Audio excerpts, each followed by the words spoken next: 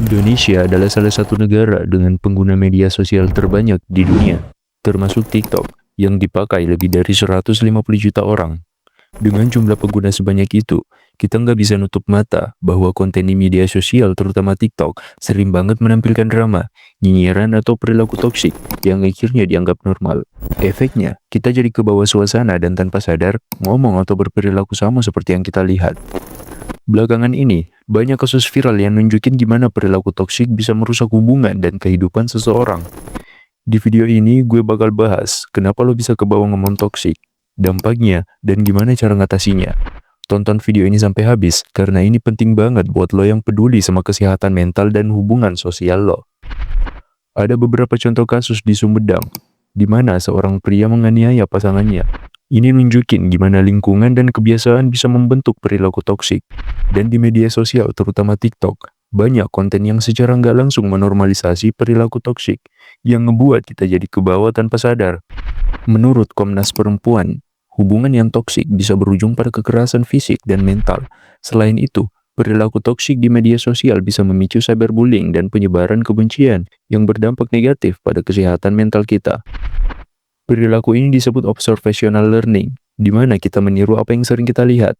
Kalau algoritma media sosial terus nyodorin konten drama atau konflik, lama-lama mindset kita kebentuk untuk menganggap perilaku itu wajar.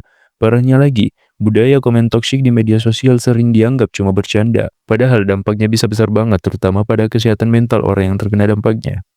Menurut psikologi, ngomong toksik itu nggak cuma bikin hubungan lo sama orang lain rusak, tapi juga ngerusak diri lo sendiri. Semakin sering lo ngomong kasar atau negatif, otak lo terbiasa melihat dunia dengan cara yang sama. Akibatnya, lo jadi lebih pesimis, gampang marah, dan susah berpikir jernih. Di dunia nyata, dampaknya nggak main-main. Banyak kasus viral soal hubungan toksik berujung pada kekerasan fisik dan emosional. Misalnya, pada kasus KDRT yang marak terjadi belakangan ini, di mana kata-kata kasar jadi pemicu utama konflik yang lebih besar. Jadi, ngomong toksik itu bukan hal kecil, dan dampaknya bisa menghancurkan hidup seseorang.